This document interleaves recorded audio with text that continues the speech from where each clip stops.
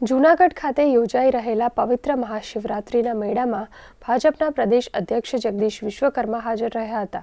તેમણે ભવનાથ મહાદેવના દર્શન કરી પૂજા અર્ચના કરી હતી। જગદીશ પંચાલ ગિરનાર દરવાજાથી પગપાળા ભવનાથ મહાદેવ સુધી પહોંચ્યા હતા અને માર્ગમાં મળતા ભક્તો સાથે સંવાદ કર્યો હતો। મેળાની વ્યવસ્થા અંગે અસંતોષ વ્યક્ત કરતા તેમણે જણાવ્યું હતું કે વહીવટી તંત્ર, સ્વયંસેવકો અને સેવાભાવી સંસ્થાઓ દ્વારા ઉત્તમ આયોજન કરવામાં આવ્યું છે। સમગ્ર ભારત વર્ષમાંથી સાધુ સંતો અહીંયા આવી રહ્યા છે।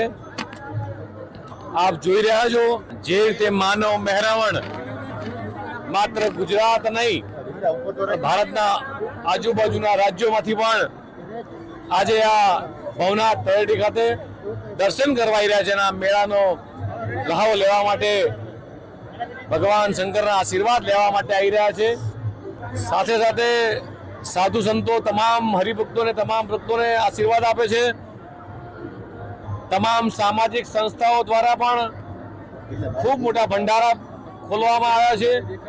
आस्था तो थी हमारी, लेकिन हमारा उत्साह भी बढ़ाया है और ये भवनाथ की भूमि हम लोगों को निश्चित रूप से भवपार होने का मार्ग बताया।